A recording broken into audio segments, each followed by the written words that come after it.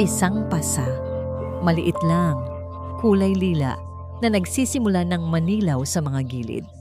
Pero sa makinis at maputing balat ng braso ng isang 7 taong gulang na bata, ang pasa ay mistulang isang madilim na ulap sa isang maaliwalas na kalangitan. Hindi ito ang inaasahang makita ni Ramon Villaverde pagkatapos ng isang linggong pagkayod sa kalsada. Hindi ito ang premyong dapat niyang matanggap pagkatapos malampasan ang libu-libong kilometro, ang mga puyat at pagod, para lang makauwi sa pamilyang pinakamamahal niya. Dahan-dahang hinaplos ng kanyang magaspang at kalyadong daliri ang paligid ng pasa. Naramdaman niya ang bahagyang panginginig ng kanyang anak na si Enzo. Hindi ito panginginig dahil sa ginaw, kundi panginginig dahil sa takot. Napatingala si Enzo sa kanya. Ang mga mata nito'y malaki at puno ng pakiusap. Isang pakiusap na huwag na siyang magtanong. Isang pakiusap na huwag nang gumawa ng ingay. At sa sandaling iyon, ang lahat ng pagkasabik na inipon ni Ramon sa buong biyahe ay biglang naglaho, napalitan ng isang matinding kaba na gumapang sa kanyang sikmura. Kanina lang, habang minamaneho niya ang kanyang 10-wheeler truck sa ilalim ng nagniningning na mga bituin sa highway, wala siyang ibang iniisip kundi ang pag-uwi. Ang amoy ng niluto ni Marites, ang malambing na welcome home, Papa, ni Enzo, ang mainit na yakap ng 2 taong bumubuo sa kanyang mundo. Para kay Ramon, ang bawat biyahe ay isang sakripisyo. Isang linggo sa kalsada ay isang linggong malayo sa kanila. Ang tanging nagpapalakas ng kanyang loob ay ang isiping para sa kanila ang lahat ng pagod niya, para sa kinabukasan ni Enzo, para sa pangarap nilang mag-asawa. Kaya naman nang sa wakas ay natanaw na niya ang ilaw mula sa bintana ng kanilang maliit na bahay, pakiramdam niya ay nabura ang lahat ng kanyang pagod. Ipinark niya ang truck sa di kalayuan, hindi na inabala pang ipasok sa garahe sa sobrang pananabik. Dala-dala ang isang malaking teddy bear para kay Enzo. Dahan-dahan niyang binuksan ang pinto. Surprise! Naabutan niya ang kanyang mag-ina sa sala. Si Marites, maganda gaya ng dati, ay nag-aayos ng mga bulaklak sa florera. Si Enzo naman ay tahimik na naglalaro sa sahig. Papa! Sigaw ni Enzo. Ngunit may kakaiba sa sigaw nito. Hindi ito ang masayang sigaw na dati niyang naririnig. Tila ba ito isang sigaw na pinilit? Tumakbo ito palapit sa kanya, ngunit ang yakap ay mabilis at tila ba nag-aalangan. Ang mga mata nito, sa halip na manatili sa kanya, ay palihim na sumusulyap sa direksyon ng kusina kung nasaan si Marites. Ramon, andyan ka na pala, bati ni Marites. Lumapit ito at humalik sa kanyang pisngi. Kumain ka na ba? Nagluto ako ng paborito mong adobo. Ang ngiti ni Marites. Perpekto, gaya ng dati. Pero may kung anong lamig sa likod nito na ngayon lang yata naramdaman ni Ramon. O baka naman pagod lang siya sa biyahe. Hindi pa. Sakto ang dating ko. Sagot niya, pilit pinasigla ang boses. Ibinigay niya ang teddy bear kay Enzo. Para sa'yo, anak. Kinuha yon ni Enzo, ngunit sa halip na tumalon sa tuwa, isang tipid na, salamat po lang ang sinabi nito. Bago bumalik sa paglalaro, yakap-yakap ang bagong laruan na parang pananggalang. Ang hapunan ay naging isang tahimik na pagtitipon. Si Marites ang nagsasalita. Kinakamusta ang biyahe niya. Kinukwento ang mga nangyari sa baryo. Si Ramon ay tumatango lang at sumasagot ng mga maiikling pangungusap. Ang kanyang atensyon ay nasa kay Enzo na halos hindi ginagalaw ang pagkain sa plato. Nakayuko lang ito, tila ba may takot na mag-angat ng tingin. Hanggang sa nangyari ang isang maliit na aksidente. Sa pag-abot ni Enzo ng baso ng tubig, aksidente itong natabig. Kumalat ang tubig sa mesa, tumulo sa sahig. Isang normal na pagkakamali para sa isang bata. Pero ang reaksyon ni Enzo ay hindi normal. Nanigas ito sa kanyang kinauupuan. Napayuko. Ang maliliit na balikat ay umuurong na para bang naghahanda sa isang paparating na hagupit. Enzo, sabi ni Marites. Ang boses ay kalmado, ngunit may talim. Ano ang sinabi ko sa iyo tungkol sa pagiging maingat? Sorry po, Mama, bulong ng bata. Hindi pa rin nag-aangat ng tingin. Tsk, ang likot-likot kasi, dagdag pa ni Marites bago kumuha ng basahan at walang emosyong pinunasan ng mesa. Tiningnan ni Ramon ang kanyang asawa, pagkatapos ay ang kanyang anak. May mali. Isang malaking-malaki ang mali. Ang dating masayahin at bibong si Enzo ay naging anino ng kanyang sarili. Pagkatapos ng hapunan, nagpaalam si Ramon na siya na ang magpapaligo kay Enzo. Isang bagay na palagi niyang ginagawa tuwing umuuwi siya. Isang paraan para makabawi sa mga araw na wala siya. Sa banyo, habang dahan-dahan niyang binubuhusan ng maligamgam na tubig ang likod ng anak, doon niya napansin ang pasa. Anak, saan mo nakuha ito? Tanong niya sa pinakamahininahong boses na kaya niya. Hindi sumagot si Enzo. Naramdaman lang ni Ramon ang muling panginginig nito. Nadapa ka ba? Sabihin mo kay Papa, hindi ako magagalit. Umiling lang ang bata. Ang mga mata nito ay nagsusumamo. Doon na nagsimulang mag-init ang ulo ni Ramon. Tinapos niya ang paliligo ni Enzo, binihisan ito at pinatulog sa kwarto. Hinalikan niya ito sa noo at bumulong, babalik si Papa. Lumabas siya ng kwarto at naabutan si Marites sa sala, nanonood ng telebisyon na para bang walang nangyari. Kalmado siyang lumapit, ayaw niyang magising si Enzo. Ipinakita niya ang litratong kinunan niya sa braso ng bata. Gamit ang kanyang cellphone. Marites, ano to? Tiningnan lang ito ni Marites saglit. Pagkatapos ay ibinalik ang tingin sa TV. Pasa lang yan, sagot niya. Walang bahid ng emosyon. Nadapa habang naglalaro sa labas. Masyado kang praning, Ramon. Pagod ka lang siguro sa biyahe. Hindi ang sagot ang nagpakulo sa dugo ni Ramon, kundi ang paraan ng pagsagot nito. Ang malamig na tono, ang kawalan ng pakialam, at higit sa lahat, ang mga mata niya. Malamig. Walang bakas ng pag-aalala para sa sarili nilang anak. Walang katotohanan sa mga salitang binitawan ni Marites. Nadapa habang naglalaro. Ang mga salitang yon ay umuulit-ulit sa isipan ni Ramon na parang sirang plaka habang nakahiga siya sa kanilang kama. Hindi siya mapakali. Bawat paghilik ni Marites sa kanyang tabi ay parang insulto sa namumuong takot sa kanyang dibdib. Paano nito nagagawang matulog ng mahimbing habang ang kanilang anak ay natutulog sa kabilang kwarto na may pasa sa braso at takot sa mga mata? Napabangon si Ramon. Hindi niya kaya. Hindi niya kayang manatili sa kwartong yon. Dahan-dahan siyang tumayo. Nag-ingat na hindi makalikha ng anumang ingay. Sumilip siya sa kwarto ni Enzo. Sa dilim, naaninag niya ang maliit na katawan ng kanyang anak. Mahigpit ang yakap sa teddy bear na ibinigay niya kanina. Kahit sa pagtulog, baka sa mukha nito ang pagkabalisa. Umupo si Ramon sa sahig sa tabi ng kama. Pinagmasdan ang paghinga ng kanyang anak. Kasalanan ko to. Ang isiping iyon ay parang lason na kumalat sa buong sistema niya. Masyado siyang naging abala sa pagiging provider, sa paghahanap buhay para sa pamilya. Iniwan niya ang lahat ng pag-aalaga kay Marites sa buong pag-aakalang ginagawa nito ang tama. Nagtiwala siya ng walang pagdududa at sa pagtitiwalang yon, baka isinakripisyo niya ang kapakanan ng sarili niyang anak. Ang pagod na nararamdaman niya ay napalitan ng isang matibay na determinasyon. Hindi na siya pwedeng maging bulag. Kailangan niyang malaman ang katotohanan, kahit gaano pa ito kasakit. Kinabukasan, maagang gumising si Ramon. Naabutan niya si Marites sa kusina na naghahanda ng almusal. Kumikilos na para bang ang pag-uusap nila kagabi ay hindi nangyari. "Oh, gising ka na pala. May biyahe ka ba ulit?" tanong nito. Ang ngiti ay kasing normal ng sikat ng araw. Dito na niya sisimulan ang kanyang plano. "Oo, pasensya na. Bigla ang tawag lang mula sa company.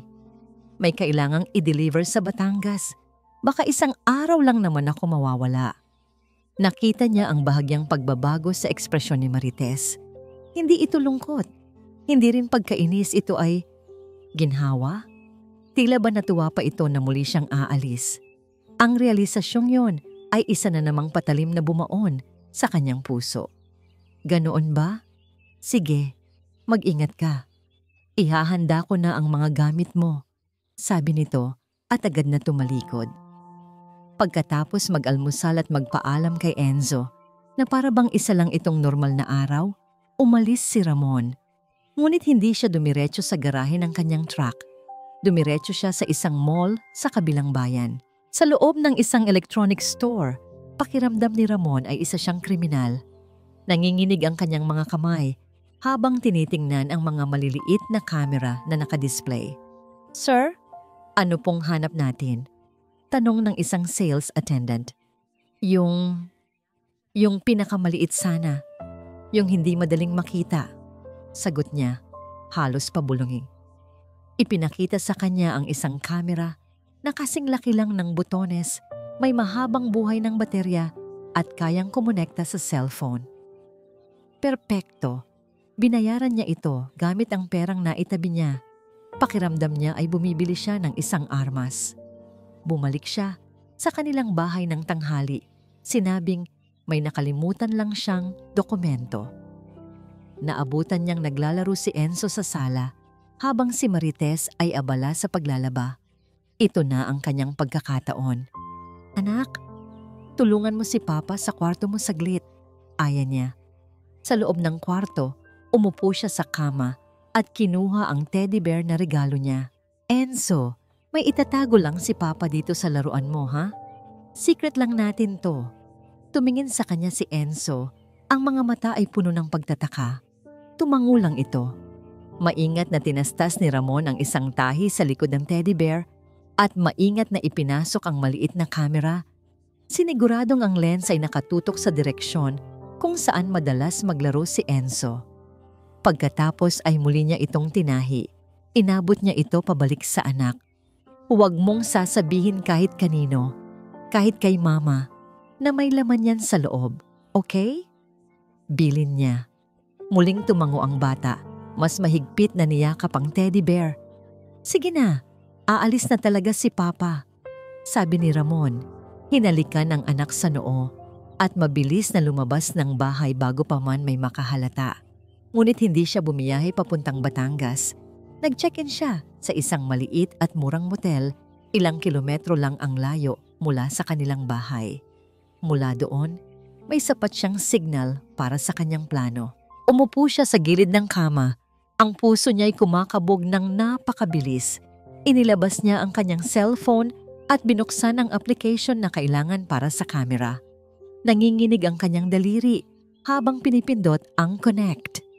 Ilang segundo ng paghihintay ay parang isang walang hanggang pagdurusa. Loading, connecting, at bigla, isang pixelated na imahe ang lumitaw sa kanyang screen. Unti-unti itong luminaw. Ang kwarto ni Enzo. Nakita niya ang kanyang anak na tahimik na naglalaro sa sahig. Huminga ng malalim si Ramon.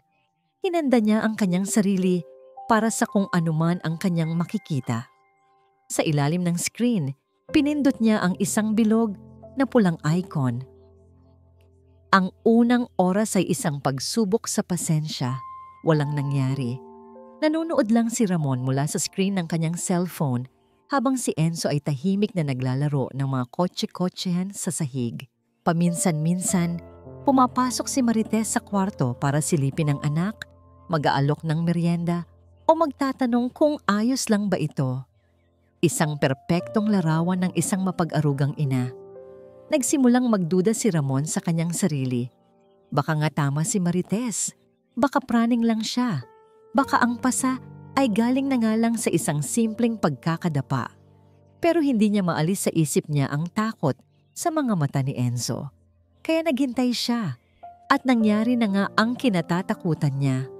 Pumasok si Marites sa kwarto, may dalang isang baso ng gatas. "Enzo, ubusin mo to." Kinuha ito ni Enzo, ngunit sa kanyang pag-inom, Bahagya itong natapon sa kanyang damit. Isang maliit na patak lang, halos hindi mapapansin. Pero napansin ni Marites, ang mukha nito na kanina lang ay kalmado, ay biglang nagbago. Nawala ang nangiti. Napalitan ito ng isang malamig na ekspresyon na nagpatindig ng balahibo ni Ramon kahit na nanonood lang siya mula sa malayo. "Ano na naman yan, Enzo?" tanong ni Marites. Ang boses ay mababa at puno ng pagbabanta. "Sorry po, Mama. Hindi ko po sinasadya." Narinig ni Ramon na sabi ng nanginginig na boses ng kanyang anak. Hindi sumagot si Marites. Tahimik lang itong lumabas ng kwarto. Sa loob ng ilang segundo, umasa si Ramon na hanggang doon na lang iyon, na baka kukuha lang ito ng basahan. Pero bumalik si Marites na may dalang isang rolyo ng silver duct tape. Napasinghap si Ramon. "Huwag! Huwag!" Bulong niya sa screen ng cellphone na para bang maririnig siya. Nilapitan ni Marites ang bata na umurong sa takot hanggang sa mapasandal ito sa pader. Walang salitang hinablot ni Marites ang panga ng anak at mabilis na tinakpan ng bibig nito ng isang piraso ng duct tape. Ang mga mata ni Enzo ay nanlaki sa takot.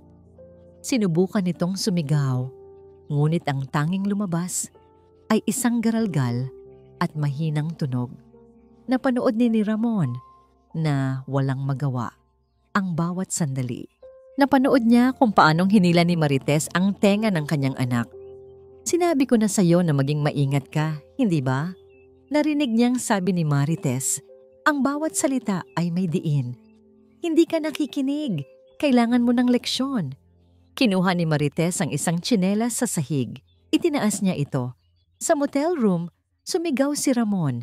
Isang sigaw na walang tunog, isang sigaw ng galit, ng pagkasindak, ng kawalan ng magawa. Napatayo siya, halos ibato ang cellphone sa pader. Bawat palo ng tsinelas sa maliit na binti ng kanyang anak ay parang isang saksak sa kanyang puso. Ang mga mahihinang iyak ni Enzo, na pilit na pinipigilan ng duct tape, ay umalingaw-ngaw sa kanyang isipan. Nang sa wakas ay tumigil si Marites. Itinapon niya ang tsinelas sa sahig. Tinanggal niya ng padabog ang duct tape sa bibig ni Enzo. "Sa susunod na hindi ka makinig, hindi lang yan ang aabutin mo." Banta nito bago tuluyang lumabas ng kwarto at isara ang pinto. Iniwan ang umiiyak na bata sa sahig. Hindi na nag-isip si Ramon. Ang dugo niya ay kumukulo. Ang mundo niya ay gumuho. Wala nang plano. Wala nang pag-aalinlangan. Ang tanging alam niya ay kailangan niyang iligtas ang kanyang anak. Tumakbo siya palabas ng motel, sumakay sa kanyang truck at pinaharurot ito pauwi na parang isang demonyo. Bawat pulang ilaw sa trapiko ay isang kaaway. Bawat segundong lumilipas ay isang pagdurusa. Pagdating sa kanilang bahay, hindi na siya kumatok. Sinipa niya ang pinto hanggang sa ito ay bumukas. Naabutan niya si Marites sa sala. Nagulat, ngunit mabilis na napalitan ng galit ang ekspresyon nito. "Anong ginagawa mo? Akala ko ba?" Hindi niya ito pinansin. Naglakad siya ng diretso, nilampasan ito na para bang hindi ito umiiral. Pumasok siya sa kwarto ni Enzo. Nakita niya ang kanyang anak, nakaupo sa sahig, nakasandal sa pader, yakap-yakap ang sarili nitong mga tuhod, nanginginig pa rin. Ang mga pisngi nito ay basa sa luha at sa paligid ng bibig nito may isang mapulang marka kung saan dating nakadikit ang duct tape. Lumuhod si Ramon. Dahan-dahan niyang hinawakan ang balikat ng anak. "Enzo," sabi niya, ang boses ay basag. "Si Papa to, anak." Nag-angat ng tingin si Enzo at sa mga mata ng kanyang anak, nakita ni Ramon ang isang uri ng sakit na hinding-hindi niya malilimutan. Habang siya ay nabubuhay, binuhat niya ang bata. Ang maliit na katawan nito ay mahigpit na yumakap sa kanyang leeg. "Papa!" bulong nito. Tumayo si Ramon. Bit-bit ang pinakamahalagang bagay sa kanyang buhay. Humarap siya at naglakad palabas ng kwarto. Dinaanan niya ulit si Marites na ngayon ay nakatayo lang, naguguluhan at galit. "Saan mo siya dadalhin? Ramon!" Sigaw nito. Huminto si Ramon sa may pinto. Lumingon siya at sa unang pagkakataon, tiningnan niya ang kanyang asawa na parang isang estranghero. "Huwag kang susunod sa amin," sabi niya. Ang boses ay malamig at puno ng isang pangako ng panganib. At pagkasabi noon, tumalikod siya at hindi na lumingon pa. Isinakay niya si Enzo sa kanyang truck at sa gitna ng gabi, tinahak nila ang daan palayo sa bahay na yon. Isang ama at isang anak na tumatakas mula sa isang bangungot patungo sa isang hindi tiyak na kinabukasan, ngunit tiyak na magkasama. Ang kanilang destinasyon, ang bahay ng kanyang ate Remy. Ang tanging lugar na alam niyang magiging ligtas sila. Ang malalakas na katok sa pinto ay parang mga bombang sumasabog sa tahimik na gabi. Bawat isa ay nagdudulot ng panginginig sa maliit na katawan ni Enzo na nasa mga bisig ni Ramon. "Ramon, buksan mo to. Alam kong nandyan kayo. Huwag mong ilayo sa akin ang anak ko." Ang boses ni Marites, puno ng galit, ngunit may halong pilit na pagmamakaawa na para bang isang palabas para marinig ng mga kapitbahay. "Huwag!" mariing bulong ni Aling Remy, nakatayo sa pagitan ni Ramon at ng pinto. Ang kanyang mukha ay kasing tigas ng bato. "Huwag kang sasagot. Huwag mong bubuksan." Niyakap lang ni Ramon ng mas mahigpit si Enzo. "Papa, si Mama?" Narinig niyang sabi ng bata. Ang boses ay nababasag. "Shh! Andito si Papa. Hindi kanya kukunin. Ligtas ka dito." Bulong ni Ramon. Paulit-ulit na parang isang dasal. Tumagal pa ng halos kalahating oras ang mga sigaw at pagwawala ni Marites sa labas bago ito tuluyang tumigil. Ngunit ang katahimikan na naiwan ay mas nakakabingi. Alam ni Ramon na hindi yon ang katapusan. Iyon ay simula pa lamang. Kinabukasan, ang determinasyon na nabuo mula sa galit at takot ay naging isang malinaw na plano. Si Aling Remy, na hindi natulog buong gabi, ang unang nagsalita habang naghahain ng kape. "Kailangan nating pumunta sa pulis, Ramon. Ngayon na." Tumango si Ramon. Ang bigat sa kanyang dibdib ay hindi nawala. Pero ngayon, may direksyon na siya. Hindi na siya tatakbo. Lalaban siya. Ang istasyon ng pulis ay isang lugar na hindi pamilyar kay Ramon. Malamig, abala, at may amoy ng papel at kape. Pinapunta sila sa isang maliit na opisina na may nakasulat na Women and Children's Protection Desk. Isang babaeng pulis na may mabait, ngunit seryosong mukha ang humarap sa kanila. "Magandang umaga po. Ano po ang maipaglilingkod ko?" Sinubukang magsalita ni Ramon, ngunit ang mga salita ay tila naipit sa kanyang lalamunan. Si Aling Remy ang sumalo. "Gusto po sana naming i-report ang pananakit sa pamangkin ko," sabi nito, habang natutulog si Enzo sa isang upuan sa tabi niya. Nagsimulang magtanong ang pulis. Pangalan, edad, relasyon. Bawat tanong ay parang isang karayom na tumutusok sa puso ni Ramon. Nang tanungin na kung sino ang nanakit, huminga siya ng malalim. Ang asawa ko po. Ang nanay niya." Nakita niya ang bahagyang pagbabago sa tingin ng pulis. Isang tingin ng pagdududa, isang tingin na sanay nang makarinig ng mga away mag-asawa. "May pruweba po ba kayo, sir?" Walang nagsalita si Ramon. Kinuha niya ang kanyang cellphone. Nanginginig ang mga kamay habang hinahanap ang video. Iniabot niya ito sa pulis. "Pakiusap, panoorin niyo po." Kinuha ng pulis ang cellphone. Habang pinapanood niya ang video, dahan-dahang nagbago ang kanyang mukha. Ang pagiging profesional ay napalitan ng pagkasuklam. Ang mga daliri niya ay humigpit sa pagkakahawak sa cellphone. Nang matapos ang video, dahan-dahan siyang nag-angat ng tingin kay Ramon. Wala na ang pagdududa sa kanyang mga mata. Napalitan ito ng awa at galit. "Kukuha na ako ng opisyal na salaysay ninyo, sir. At tutulungan namin kayong makakuha ng temporary protection order laban sa asawa ninyo." Habang nasa kalagitnaan sila ng pagsasalaysay, Isang kaguluhan ang biglang nangyari sa labas ng opisina. Isang pamilyar na sigaw ang umaling-awngaw sa buong istasyon. Nasaan siya? Nasaan ang anak ko? Kinidnap niya ang anak ko. Bumukas ang pinto at bumulaga si Marites. Magulo ang buhok, namamaga ang mga mata, at punit ang laylayan ng kanyang damit. Isang perpektong larawan ng isang desperadong ina na inagawa ng anak. Nang makita niya si Enzo sa upuan, sumugod siya. "Anak!" Agad na humarang ang babaeng pulis. "Ma'am, kumalma po kayo." "Kalma? Ninakaw niya ang anak ko sa akin." Sigaw ni Marites, umiiyak habang nakaturo kay Ramon. "Tingnan ninyo siya. Gagawa siya ng kung ano-anong kwento para siraan ako, para suluhin niya ang anak namin. Palagi siyang wala dahil sa trabaho niya. Tapos pag-uwi niya, ganito ang gagawin niya. Nagseselo siya ng walang dahilan." Natigilan si Ramon. Ang kapal ng mukha, ang galing ng pag-arte. Sa isang iglap, siya ang naging kontrabida sa kwento.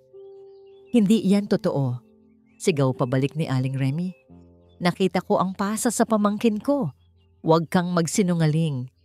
"Huwag kang makialam dito, Remy. Pamilya ko to," ganti ni Marites. Ang eksena ay naging isang ganap na gulo. Kinailangan pang tumawag ng ibang pulis para awatin sila. Si Ramon ay nanatiling tahimik sa isang tabi. Yakap-yakap ang nagising at umiiyak na si Enzo. Ang galit sa kanyang dibdib ay nag-aapoy, ngunit alam niyang kailangan niyang maging matatag para sa anak niya. Pagkatapos ng ilang minuto, nailabas ng istasyon si Marites na patuloy pa ring sumisigaw. Ang babaeng pulis ay bumalik sa opisina, bumuntong hininga. "Pasensya na po kayo, sir. Mula rito, dadaan na po ito sa tamang proseso. Mag-file po kayo ng kaso sa tulong ng Public Attorney's Office. Ang video na ito ay malaking ebidensya." Sa tulong ng isang abogado mula sa gobyerno, nagsampa nga si Ramon ng kaso. Nagsimula ang isang mahaba at nakakapagod na proseso. Ngunit ang bawat araw ay isang laban.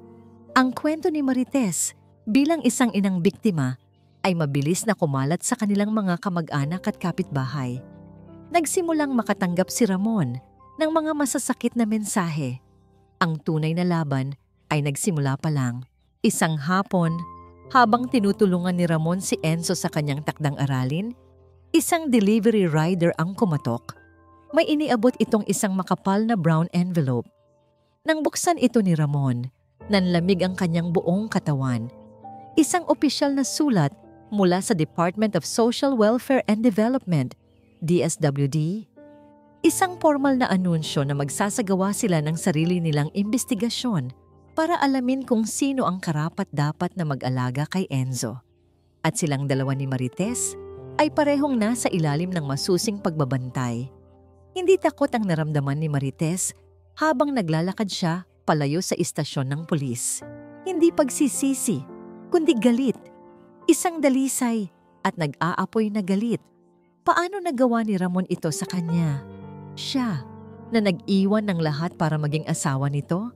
Siya na tinalikuran ang sariling mga pangarap para alagaan ang anak nila? Siya na tinitiis ang kalungkutan sa tuwing umaalis ito para sa kanyang mga biyahe? At ito ang igaganti nito sa kanya. Isang kasinungalingan. Isang palabas para makuha nito ang simpatiya ng lahat at agawin ang bata sa kanya. Ang video. Iyon ang problema. Isang maliit na bahagi ng katotohanan na pinalaki at ginamit laban sa kanya. Hindi nila naiintindihan. Ang disiplina ay pagmamahal. Ang pagiging mahigpit ay pag-aalaga. Paano lalaking matino si Enzo kung palagi itong kukonsintihin? Kailangan niyang bawiin ang kontrol. Kailangan niyang tiyakin na ang kwento na maririnig ng lahat ay ang kanyang kwento. Pag-uwi sa kanilang bahay na ngayon ay malamig at walang buhay, ang una niyang ginawa ay kunin ang kanyang cellphone.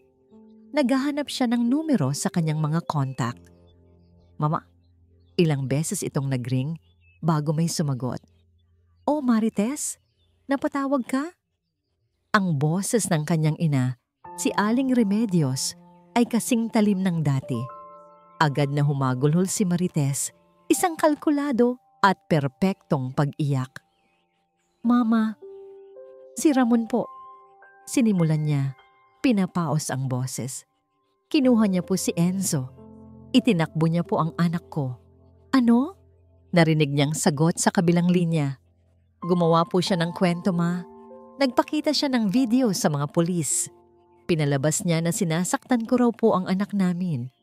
Alam na niyo naman po ako, mahigpit ako. Pero para din naman yun sa ikabubuti ni Enzo, para lumaki siyang may respeto." Sandaling natahimik ang kanyang ina. At sa katahimikang yon, bumalik sa isipan ni Marites ang isang alaala mula sa kanyang pagkabata. Siya, 10 taong gulang, umiiyak sa isang sulok habang hawak-hawak ng kanyang ina ang isang manipis na sinturon. "Para to sa ikabubuti mo," ang paulit-ulit na sinasabi nito. Ang mga salitang yon ang naging Biblia niya. "Ganoon ba?" Sa wakas ay sabi ni Aling Remedios, "Nasaan ang asawa mo ngayon?" "Nasa atin niya po, kay Remy." "Mama, natatakot po ako. Baka kunin nila sa akin si Enzo ng tuluyan." "Walang kukuha sa apo ko," mariing sabi ng ina. "Pupunta ako dyan. Haharapin natin to." Pagkatapos ng tawag, pakiramdam ni Marites ay nabawasan ng kanyang pasanin. Ang suporta ng kanyang ina, ang sandata na kailangan niya. Sunod niyang binuksan ang kanyang Facebook account. Nag-scroll siya sa kanyang mga larawan hanggang sa makita niya ang isang perpektong kuhang litrato. Siya at si Enzo, magkayakap, parehong nakangiti sa kamera. Isang larawan ng isang masayang pamilya. Nilagyan niya ito ng caption. Maikli, simple, pero puno ng pahiwatig. Gagawin ng isang ina ang lahat para sa kanyang anak kahit pahusgahan siya ng buong mundo. "Miss na kita, anak. Mahal na mahal ka ni mama." Pinindot niya ang post. Ilang minuto lang ang lumipas, nagsimula nang pumasok ang mga komento. Mga puso, mga care react, at mga mensahe ng suporta mula sa mga kaibigan at kamag-anak na walang alam sa tunay na nangyayari. "Stay strong, Mars. Anong nangyari? DM me. Pagsubok lang yan. Manalig ka lang." Bawat komento ay nagpapataba ng kanyang puso. Ito na, umiikot na ang kwento. Siya na ngayon ang biktima. Dumating ang social worker mula sa DSWD kinahaponan.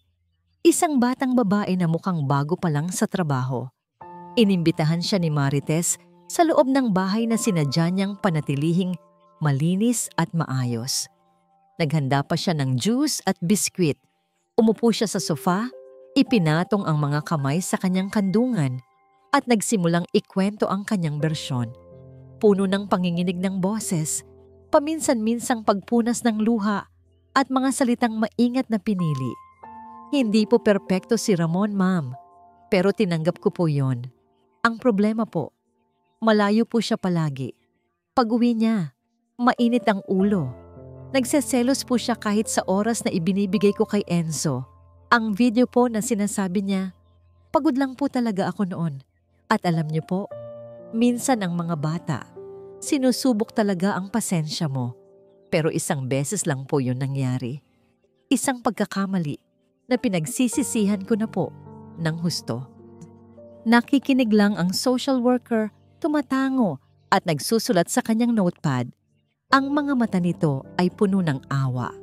Nang dumating si Aling Remedios, bago umalis ang social worker, mas lalong naging perpekto ang eksena. Sinalubong niya ang ina ng yakap. "Ma'am, ako po ang nanay ni Marites," pakilala ni Aling Remedios sa social worker. "Pinalaki ko po ang anak ko ng maayos. Hindi po mamamatay tao ang anak ko.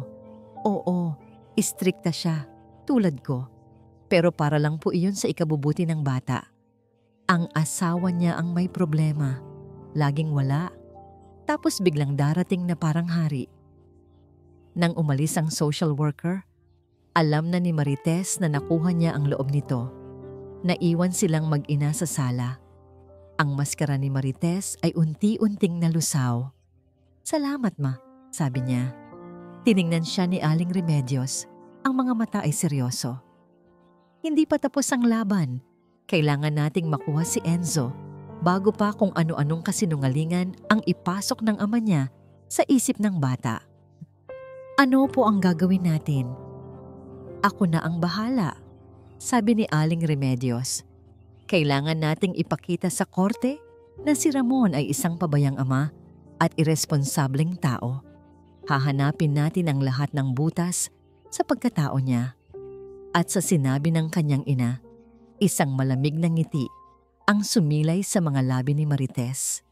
Ang laban na ito ay hindi na lang tungkol sa pagkuha kay Enzo. Ito ay tungkol sa pagwasak kay Ramon. Ang bulwagan ng hustisya ay may sariling amoy.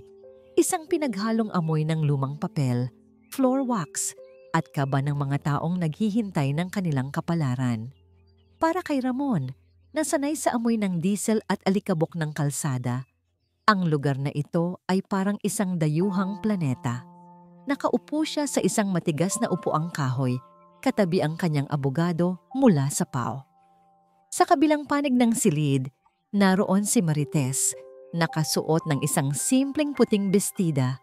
Ang buhok ay maayos na nakapusod. Tahimik itong nakaupo sa tabi ng kanyang abogado, na mukhang matalino at bihasa. Si Marites ay mukhang mahinhin, kaawa-awa at inosente. Isang palabas, at si Ramon ang tanging manonood na nakakaalam na isa itong kasinungalingan. "All rise," anunsyo ng isang clerk. Pumasok ang hukom, isang babaeng may edad na at may salamin sa mata. Ang kanyang mukha ay seryoso at walang mababakas na anumang emosyon. Nagsimula ang pagdinig. Ang unang isinalang bilang testigo ay si Marites.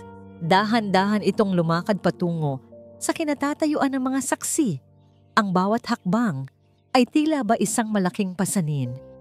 "Maaari mo bang isalaysay sa korteng ito, Mrs. Villaverde, kung ano ang nangyari sa araw na umalis ang iyong asawa kasama ang inyong anak?" Tanong ng abogado nito. Huminga ng malalim si Marites. Ang mga mata ay nagsimula ng mamasa. "Nagkaroon po kami ng hindi pagkakaunawaan, tulad po ng ibang mag-asawa.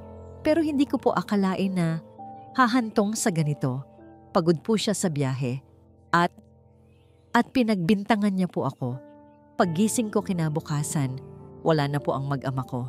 Umiyak na ito. Hindi isang hagulgol, kundi isang tahimik na pag-iyak na puno ng dignidad.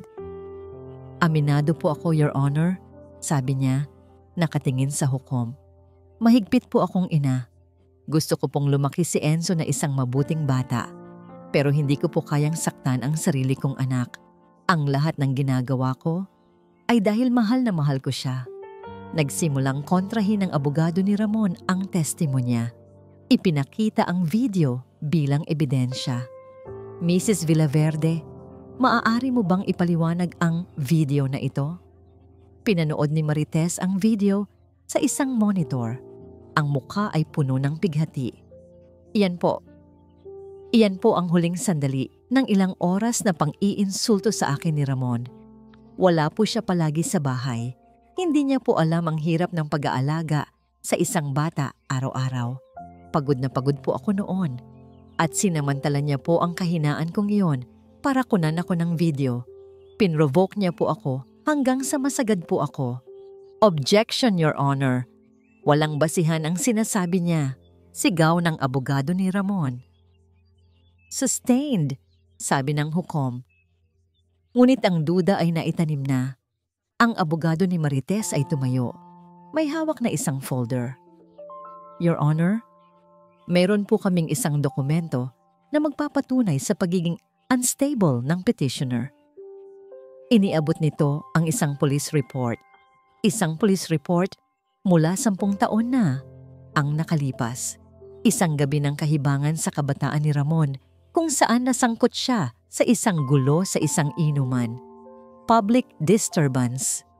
Ito po ay nagpapakita na si Mr. Villaverde ay may kasaysayan ng pagiging marahas, Kapag nasa impluwensya ng alak, sino po ang makapagsasabi na hindi na ito nauulit? Objection! That was a decade ago. Hindi na yan relevante. Pakiramdam ni Ramon ay gumuho ang sahig na kinatatayuan niya. Paano nila nahalungkat iyon? Isang pagkakamali sa kabataan na matagal na niyang kinalimutan ay ginagamit ngayon para ipinta siya bilang isang halimaw. Nang matapos ang pagdinig, nag-anunsyo ang hukom. Batay sa mga testimonya at ebidensyang iprinisenta, ang korte ay hindi pa makapagbigay ng pinal na desisyon, sabi nito. Pansamantala, ang batang si Enzo Villaverde ay mananatili sa pangangalaga ng kanyang tiyahin, si Gemma Remy. Subalit, si Gingang Marites Villaverde ay pinapayagan ng supervised visits 2 beses sa isang linggo. Isang malakas na dagok sa dibdib ni Ramon. Hindi siya nanalo.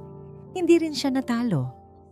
Ngunit ang pagpayag ng korte na makalapit si Marites kay Enzo ay isang senyales na ang mga kasinungalingan nito ay gumagana.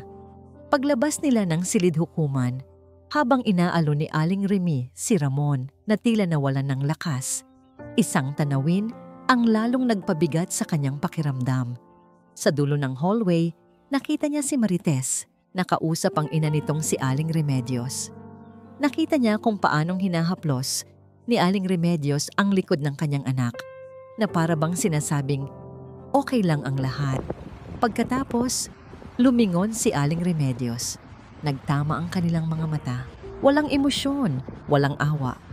Tanging isang malamig at hindi mababasang tingin ang ibinigay nito kay Ramon. Bago ito muling humarap kay Marites at inakay ito palayo. Sa sandaling iyon, ang natitirang pag-asa sa puso ni Ramon ay nagsimulang maglaho. Ang ina mismo ni Marites, ang taong dapat ay mas nakakakilala sa tunay na ugali nito, ay nasa panig ng kasinungalingan. Paano pa siya lalaban kung ang buong mundo ay tila ba kumakampi sa kanyang kalaban? May mga gabing ang katahimikan ay mana't maingay pa kaysa sa anumang sigaw. Para kay Aling Remy, ang katahimikan sa kanyang bahay sa mga araw pagkatapos ng hearing ay nakakabingi. Dati, ang bahay niya ay puno ng tawanan ni Enzo at ng malalakas na kwentuhan ni Ramon. Ngayon, ang tanging naririnig niya ay ang tunog ng orasan sa dingding at ang mga buntong hininga ng kanyang kapatid.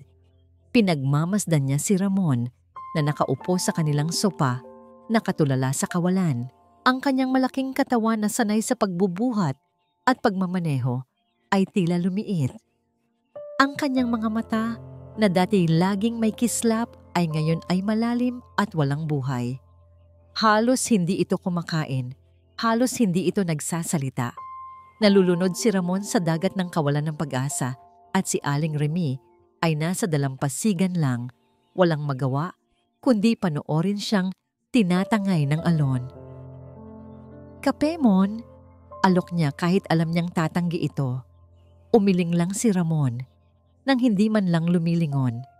Bumalik si Aling Remy sa kusina. Ang puso niya ay pinipiga sa awa at galit. Galit kay Marites, galit sa sistema, galit sa mundo. Habang naguhugas siya ng mga pinggan, biglang tumunog ang kanyang cellphone na iniwan niya sa mesa. Isang unknown number ang tumatawag. Karaniwan, hindi niya ito sinasagot. Ngunit may kung anong nag-udyok sa kanya na kunin ito. Hello! Sagot niya.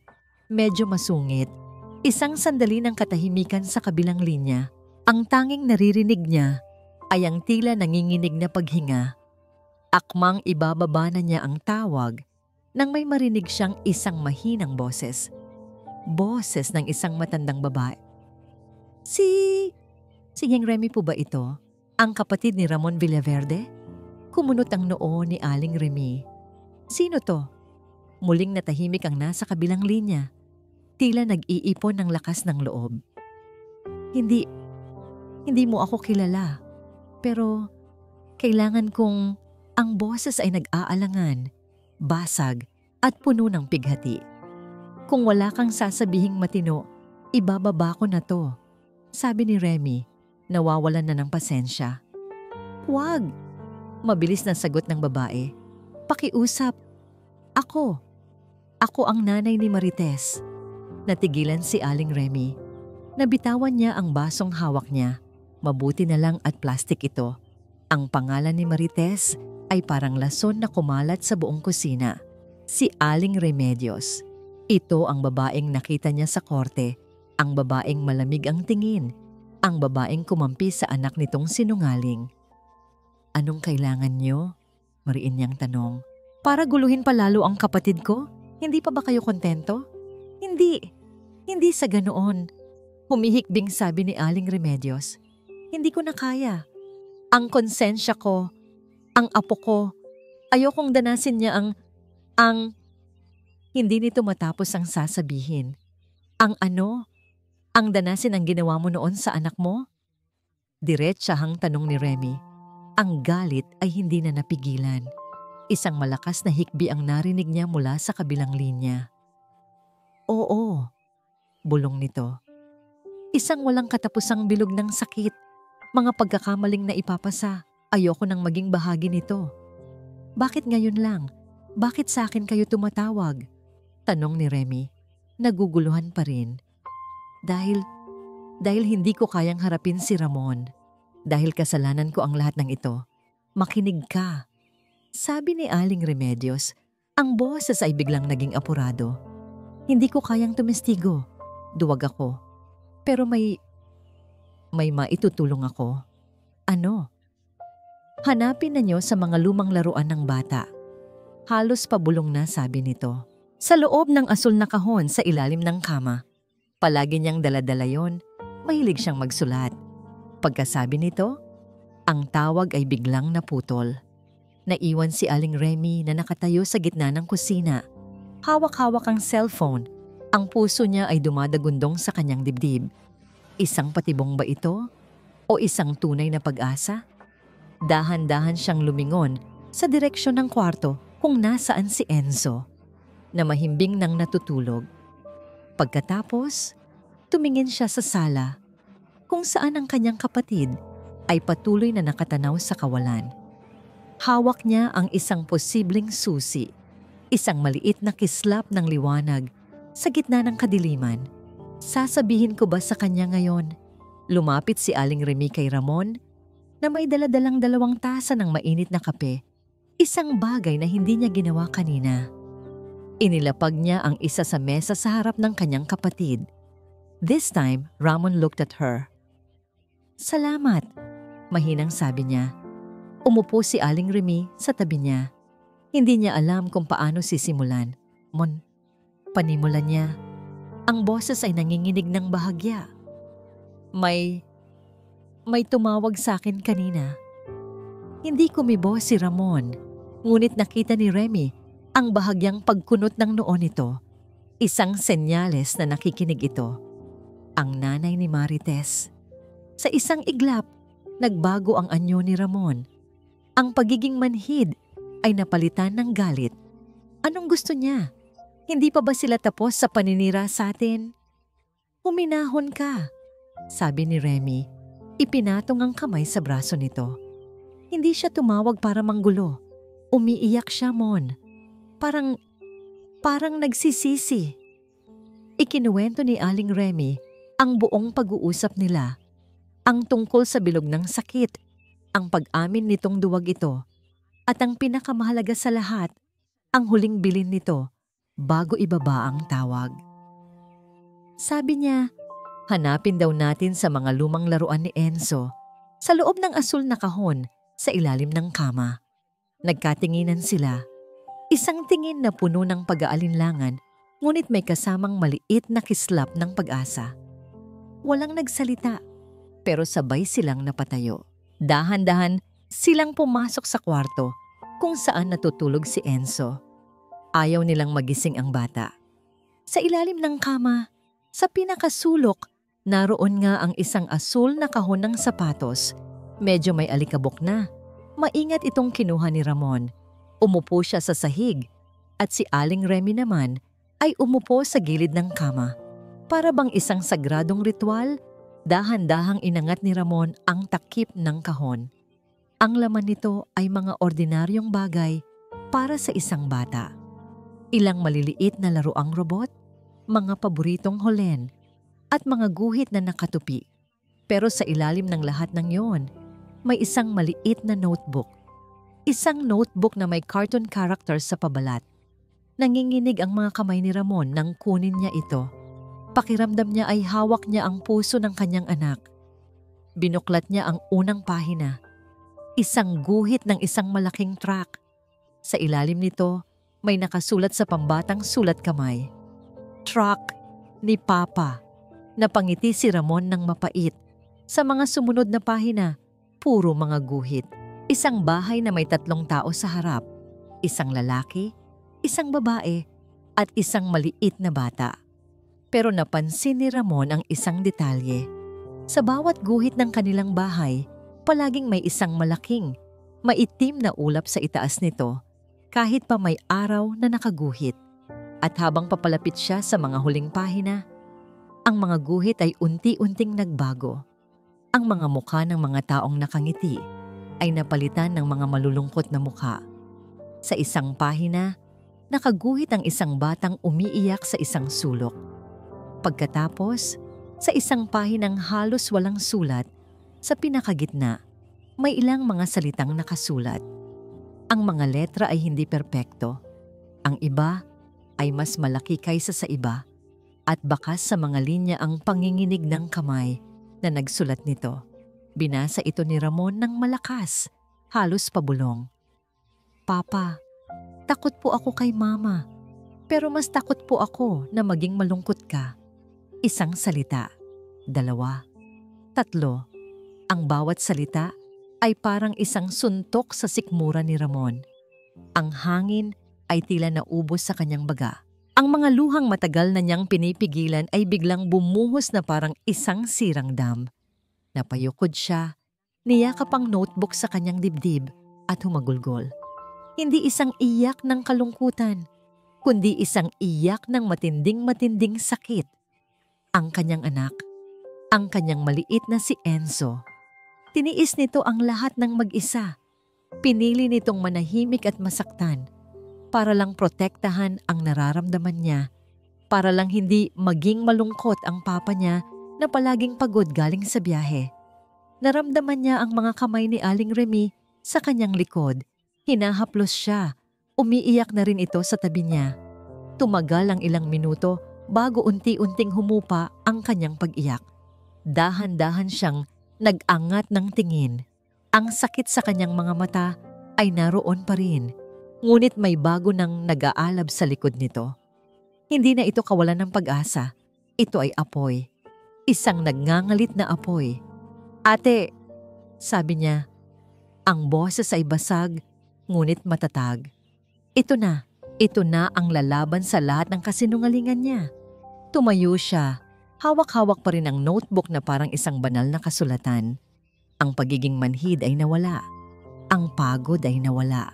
Ang natira ay isang ama na handang sunugin ang buong mundo para sa kanyang anak. Sa eksaktong sandaling iyon, tumunog ang cellphone niya. Isang tawag mula sa kanyang abogado. Hello, attorney? Sagot niya. Ang boses ay puno ng bagong lakas. Mr. Villaverde, may hindi magandang balita. Sabi ng abogado sa kabilang linya. Ang boses ay mabigat. Kakatanggap lang namin ng mosyon mula sa kampo ng asawa mo. Humihiling sila sa korte na isailalim ka sa isang psychological evaluation. Ano? Ginagamit nila ang record mo noon at ang biglaang pagtakbo ninyo ni Enzo bilang basihan. Pinalalabas nila na baka ikaw ay mentally unstable at hindi ka karapat-dapat na mag-alaga ng bata. Ang opisina ng psychiatrist ay napakaputi. Puti ang mga pader, puti ang kisame, puti ang mga muebles. Ang kaputian ay dapat na nagbibigay ng pakiramdam ng kalinisan at kalmado. Ngunit para kay Ramon, ito ay nakakabingi at malamig. Pakiramdam niya ay nasa loob siya ng isang selda na walang rehas. Sa tapat niya ay nakaupo ang isang psychiatrist na nasa katanghalian ang edad, May suot na salamin at may hawak na ballpen at isang dilaw na legal pad. Ang bawat tanong na ibinabato nito ay parang isang matalas na scalpel na dahan-dahang hinihiwa ang kanyang pagkatao. Mr. Villaverde, isalaysay mo sa akin ang tungkol sa iyong trabaho. Madalas ka bang nakakaramdam ng stress sa kalsada? Lahat naman po ng trabaho, may stress. Sagot ni Ramon. Pinipilit na maging kalmado. Ang ulat ng pulis 10 taon na ang nakalipas. Sabi dito, ay nasangkot ka sa isang gulo. Madalas ka bang uminom ng alak kapag ikaw ay nasa ilalim ng matinding pressure? Hindi na po. Binata pa po ako noon. Isang pagkakamali lang po iyon. Pero ang pagkakamaling iyon ay nagpapakita ng isang pattern ng pagiging bayolente, hindi ba? Ang mga tanong ay walang tigil. Bawat sagot ni Ramon ay tila binibigyan nito ng ibang kahulugan. Ang kanyang pagmamahal kay Enzo ay ipininta bilang obsession. Ang kanyang pag-alis sa kanilang bahay ay tinawag na impulsive and erratic behavior. Ang kanyang galit kay Marites ay tinukoy bilang uncontrolled aggression. Sinubukan niyang ipaliwanag ang kanyang panig. Ikinuwento niya ang tungkol sa video, sa pasa, sa takot, sa mga mata ng kanyang anak. Ngunit ang psychiatrist ay tumatango lang. Nagsusulat sa kanyang notepad. Ang mukha ay nananatiling isang blangkong pader.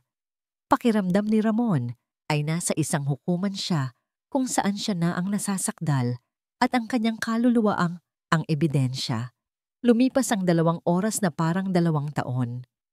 Paglabas niya sa opisinang yon, pakiramdam niya ay hinubaran siya, hindi lang ng damit, kundi ng buong pagkatao. Ilang araw ang lumipas. Isang tawag mula sa kanyang abogado ang naghatid ng balitang kinatatakutan niya. Ramon, nakuha ko na ang preliminary report ng psychiatrist, sabi ng abogado. Ang boses ay mabigat at hindi ito maganda. Napaupo si Ramon. Anong sabi? Hindi direktang sinabi na mentally unstable ka, pero ginamit niya ang mga salitang suffering from extreme stress and possible signs of post-traumatic depression. Isinulat din niya na his current emotional state could negatively impact the child's well-being. Ang bawat salita ay parang pako na ibinabaon sa kanyang kabaong. Ang sarili niyang sakit, ang sarili niyang pagdurusa ay ginagamit na ngayon bilang armas laban sa kanya. Paano nangyari yon, attorney? Nanginginig na tanong ni Ramon. Nagsabi lang ako ng totoo. Iyon na nga ang problema, Ramon. Ginamit nila ang katotohanan laban sa'yo. Ang galit mo, ang sakit mo. Lahat yun, sa mata ng isang expert, ay sintomas ng instability. Samantalang si Marites, sa tulong ng nanay niya, ay nagpinta ng isang larawan ng isang kalmadong ina na nag-aalala lang sa kanyang anak. Anong ibig sabihin nito para sa atin? Isang mahabang katahimikan ang sumunod sa kabilang linya. Ibig sabihin nito, mas lumakas ang kaso nila at mas humina ang sa atin. Kailangan nating maghanda para sa posibilidad na naibigay ng korte ang custody kay Marites. Pagkatapos ng tawag, binitawan ni Ramon ang kanyang cellphone. Tumama ito sa sahig at nagkawatak-watak ang mga pyesa. Pero wala siyang pakialam. Pakiramdam niya, siya ang nabasag. Pumasok siya sa kwarto ni Enzo. Ang bata ay mahimbing na natutulog, yakap-yakap ang luma nitong teddy bear. Umupo si Ramon sa sahig sa tabi ng kama.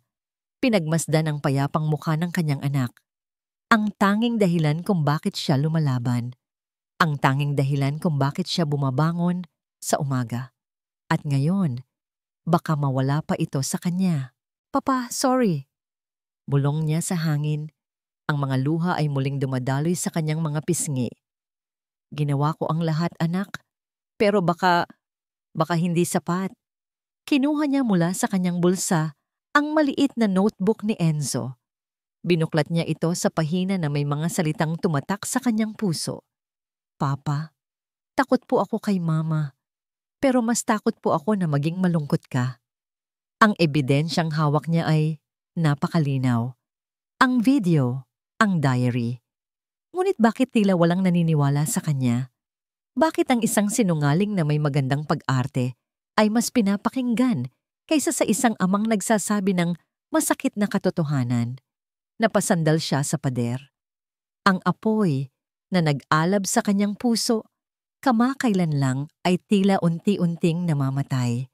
Nilalamon ng malamig na agos ng kawalan ng pag-asa. Napapikit siya. Halos gusto na niyang sumuko. Halos gusto na niyang itaas ang kanyang mga kamay at hayaan na lang na tangayin siya ng alon. Sa gitna ng kanyang kadiliman, naramdaman niya ang isang kamay na dahan-dahang humaplos sa kanyang balikat. Idinilat niya ang kanyang mga mata at nakita si Aling Remy na nakatayo sa kanyang tabi. Ang mga mata nito ay puno ng pag-unawa at determinasyon. "Huwag kang susuko, Mon," mahinang sabi nito. "Hindi ka nag-iisa. Pero ate, wala na. Talo na yata ako." Umiling si Aling Remy. "Hindi pa. May isa pa tayong alas." Tumingin si Ramon sa kanya, naguguluhan.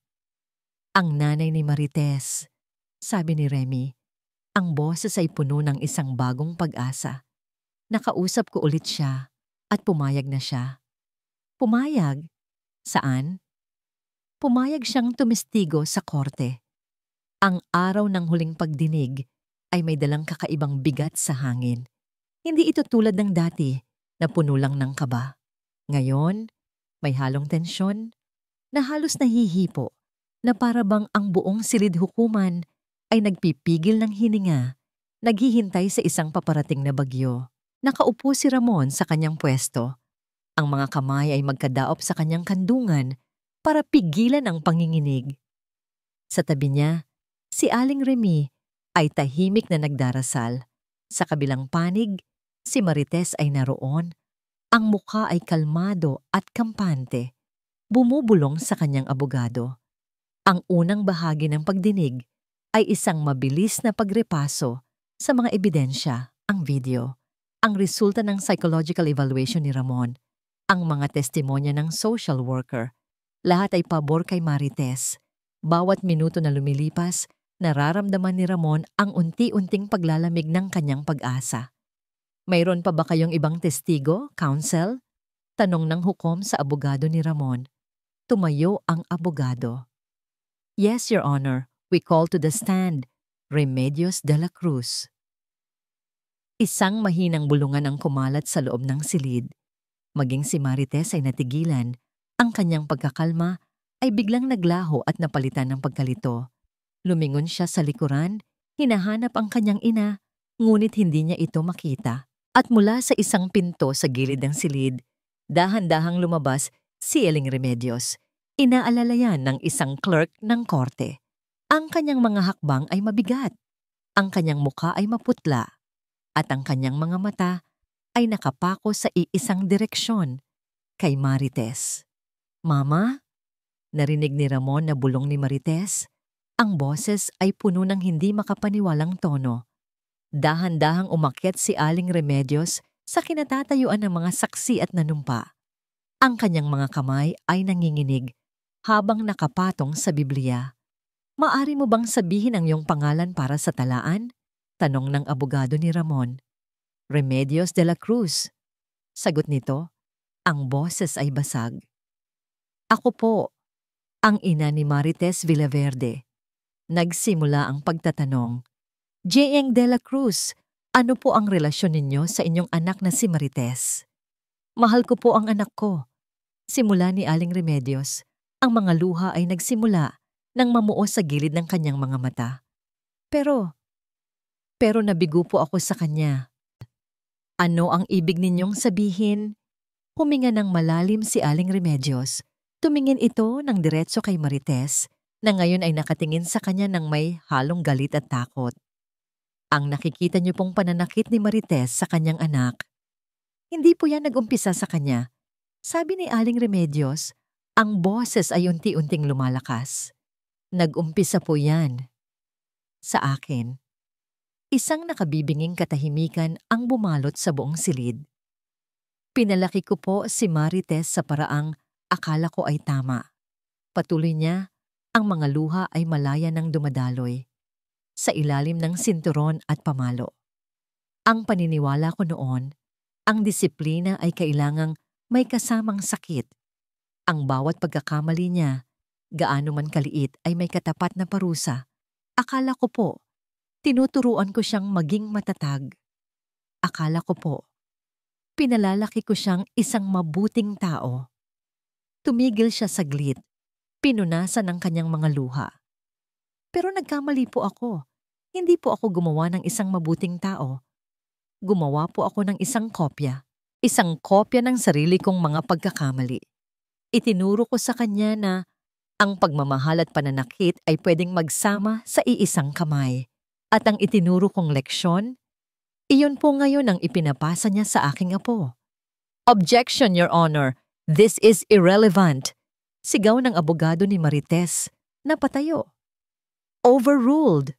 Mariing sabi ng hukom, ang mga mata ay nakapako kay Aling Remedios. Continue.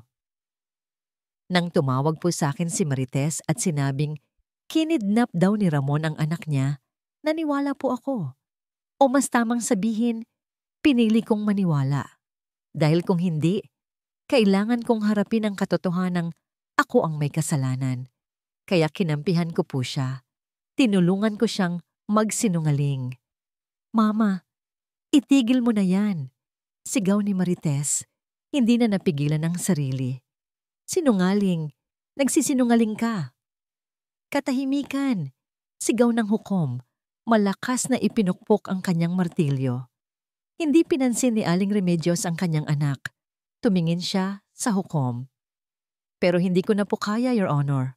Gabi-gabi. Nakikita ko ang mukha ng apo ko. Nakikita ko ang takot sa kanyang mga mata. At ang nakikita ko po ay hindi ang apo ko, kundi ang anak kong si Marites. Noong bata pa siya, umiiyak sa isang sulok. Ayoko na pong maulit ang lahat. Ikaw ang gumawa sa akin nito. Sigaw ni Marites. Tumayo ito. Ang mukha ay puno ng luha at galit. Ang maskara ng isang kalmadong biktima ay tuluyan ng nabasag, inilalantad ang nasirang kaluluwa. Sa ilalim nito, ikaw ang may kasalanan kung bakit ako ganito. Ang kanyang pag-amin, kahit pa ito ay isang akusasyon, ay isang kulog na yumanig sa buong korte.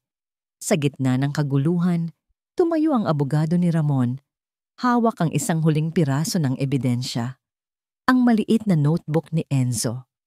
Your Honor, bago po matapos ang lahat, nais ko pong basahin ang isang bagay na isinulat mismo ng bata. At sa katahimikan na muling bumalot sa korte, binasa ng abogado ang mga salitang isinulat ng isang nanginginig na kamay ng bata. Papa, takot po ako kay Mama, pero mas takot po ako na maging malungkot ka. Pagkatapos nito, wala nang nagsalita. Wala nang kailangang sabihin. Ang katotohanan, sa wakas ay lumabas na. Ipinukpok ng hukom ang kanyang martilyo.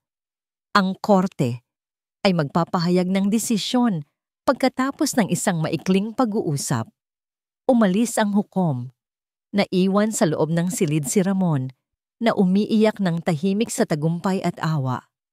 At si Marites na napaupo sa kanyang silya, talunan at wasak habang nakatingin sa kawalan. Nagtama ang kanilang mga mata sa huling pagkakataon. Isang tingin mula sa isang ama na puno ng pag-asa at isang tingin mula sa isang ina na tuluyan nang nawala ang lahat. Ang pagpukpok ng martilyo ng hukom sa huling pagkakataon ay ang pinakamatamis na tunog na narinig ni Ramon sa buong buhay niya. Pagkatapos ng masusing pagsusuri sa lahat ng ebidensya at testimonya, anunsyo ng hukom, ang boses ay matatag at malinaw. Ang korte ay iginagawad ang solong at permanenteng kustodiya ni Enzo Villaverde sa kanyang ama, si G. Ramon Villaverde. Parang isang mabigat na kadena na biglang naputol mula sa kanyang puso. Napahawak si Ramon sa balikat ni Aling Remy. Ang mga tuhod ay tila nanlambot sa sobrang ginhawa. Ang mga luhang dumaloy sa kanyang pisngi ay hindi na luha ng sakit, kundi luha ng pasasalamat at tagumpay. Nagpatuloy ang hukom. Ang tingin ngayon ay nakatuon kay Marites na nakatulala lang sa kanyang upuan. Si Gengaba Marites Villaverde ay inaatasan na sumailalim sa mandatoryong psychological counseling at anger management therapy. Ang anumang visitation rights sa hinaharap ay dadaan sa masusing pag-aaral ng korte at ng DSWD at mangyayari lamang kapag may sapat na patunay ng kanyang pagbabago. Paglabas nila ng silid hukuman, ang sikat ng araw ay tila mas maliwanag. Niyakap ni Ramon nang mahigpit ang kanyang kapatid. Salamat ate, hindi ko ito magagawa kung wala ka. Pamilya tayo, Mon. Walang iwanan. Sagot ni Aling Remy. Umiiyak din sa tuwa. Ang unang araw ng kanilang bagong buhay ay nagsimula sa isang simpleng bagay, ang pag-uwi. Pagpasok nila sa bahay ni Aling Remy, sinalubong sila ni Enzo na naglalaro sa sahig. Nang makita siya, tumakbo ito palapit. Papa! Binuhat siya ni Ramon at niyakap ng napakahigpit na para bang ayaw na niyang bitawan pa. Inamoy niya ang buhok ng kanyang anak. Ang amoy ng pag-asa. Umupo siya sa sahig, kaharap ang bata. Hinawakan niya ang maliliit nitong kamay. Enzo, simula niya, ang boses ay malambing. Tapos na ang lahat, anak. Mula ngayon, si Papa na ang kasama mo palagi. Hindi na tayo maghihiwalay. Hindi agad sumagot si Enzo. Tumingin lang ito sa kanya. Ang mga mata ay nagsusuri na para bang sinusubukan nitong intindihin kung totoo ba ang lahat. At dahan-dahan, isang maliit na ngiti ang sumilay sa mga labi nito. Isang tunay at walang halong takot na ngiti na matagal nang hindi nakikita ni Ramon. Talaga po, Papa? Oo, anak. Pangako yan. Alam ni Ramon na ang panalo sa korte ay simula pa lamang. Ang tunay na laban ngayon ay ang paghilom. Ang mga sugat ni Enzo ay hindi nakikita sa labas. Ang mga ito ay nasa loob, malalim at masakit. Sa rekomendasyon ng DSD, dinala ni Ramon si Enzo sa isang child psychologist, isang mabait na babae na ang opisina ay puno ng mga laruan at mga libro. Ang unang sesyon ay mahirap. Si Enzo ay tahimik lang, ayaw magsalita. Nakaupo lang ito sa isang sulok, yakap-yakap ang kanyang tuhod. Hindi ito pinilit ng psychologist. Sa halip, kumuha ito ng mga art materials at nagsimulang gumuhit. Habang naghihintay sa labas, kinakausap naman ng isa pang counselor si Ramon. Mr. Villaverde, ang pinakamahalagang bagay na kailangan ngayon ni Enzo ay consistency at reassurance, sabi ng counselor. Kailangan niyang maramdaman na ang mundo niya ay ligtas na ulit. Maging consistent sa inyong mga routines at palagi ninyong iparamdam at sabihin sa kanya na mahal ninyo siya at ligtas siya sa piling ninyo. Isinapuso ni Ramon ang bawat payo. Ang kanyang buhay bilang isang truck driver na palaging wala sa bahay ay kailangan ng magbago. Nakipag-usap siya sa kanyang kumpanya at humiling ng mga lokal na biyahe na lang kahit mas maliit ang kita. Ang mahalaga, makakauwi siya gabi-gabi. Nagsimula siyang magluto ng mga paboritong pagkain ni Enzo. Gabi-gabi, bago matulog, binabasahan niya ito ng kwento. Naglalaan siya ng oras para lang umupo sa sahig at makipaglaro sa kanya. Hindi na lang siya isang ama na nagbibigay ng pera. Siya na ngayon ay isang amang nagbibigay ng kanyang oras at presensya. May mga araw na mahirap. May mga gabi kung kailan nagigising si Enzo na sumisigaw mula sa isang masamang panaginip. Sa mga sandaling iyon, tatakbo si Ramon sa kanyang tabi. Yayakapin ito at bubulungan. Andito lang si Papa, ligtas ka. Di isang hapon, ilang linggo pagkatapos magsimula ang kanilang therapy, umuwi si Ramon mula sa trabaho. Naabutan niya si Enzo sa mesa sa kusina. Seryosong-seryosong gumuguhit. Anong ginagawa mo, anak? Tanong niya. Itinaas ni Enzo ang papel. Isang guhit iyon ng 2 tao, isang malaki at isang maliit, Magkahawak kamay sa ilalim ng isang malaking-malaking araw. Wala nang maitim na ulap sa itaas ng kanilang bahay. Iniabot nito ang papel sa kanya. Para sa'yo, Papa, sabi nito. At sa unang pagkakataon, mula nang magsimula ang lahat ng gulo, kusang nagsalita si Enzo ng mga salitang matagal nang gustong marinig ni Ramon. I love you, Papa. Niyakap ni Ramon ang kanyang anak. Ang mga luha ng kaligayahan ay muling dumaloy. Ang paghilom ay magiging mahaba. Alam niya. Ngunit sa sandaling iyon, hawak ang guhit ng kanyang anak. Alam niyang nasa tama silang landas. Lumipas ang 6 na buwan. Ang panahon na dati tila isang kalaban na mabagal gumalaw sa gitna ng kanilang paghihirap ay naging isang kaibigan na dahan-dahang humihilom sa mga sugat. Hindi na nagigising si Enzo sa gabi na sumisigaw. Ang kanyang mga tawa ay naging mas madalas at mas malakas. Sapat na para punuin ang bawat sulok ng maliit na bahay ni Aling Remy. Nagsimula na rin itong makipaglaro sa ibang mga bata sa kanilang lugar. Ang dating anino ay unti-unti nang nagiging isang tunay na bata ulit.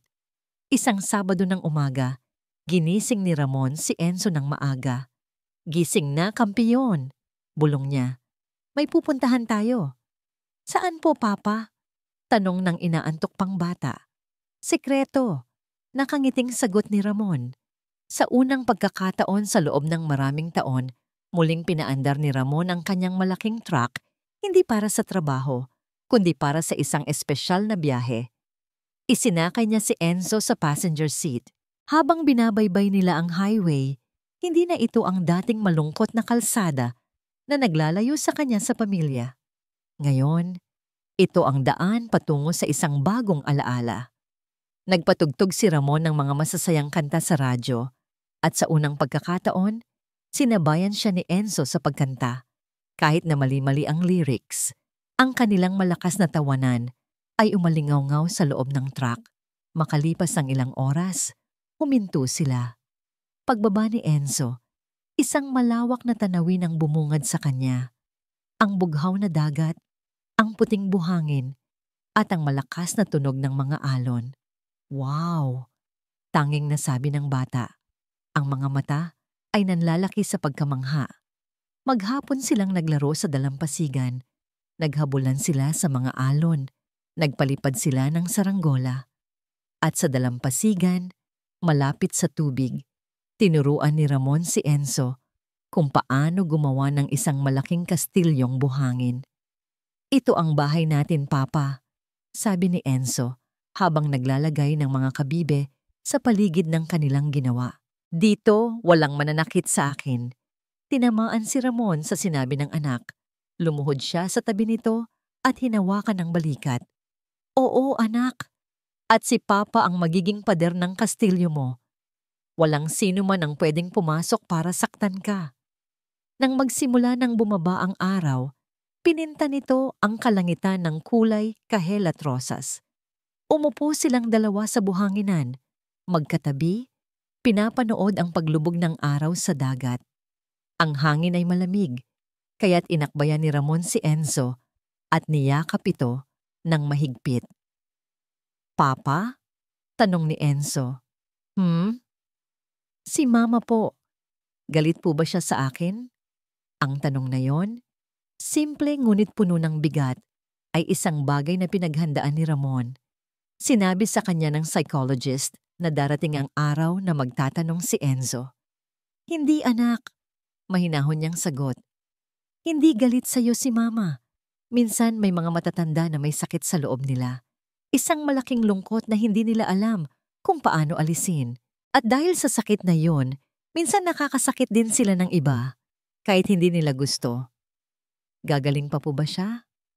Sana, sagot ni Ramon. Pero kahit ano pa ang mangyari, ang mahalaga, andito na si Papa. Hindi na kita iiwan.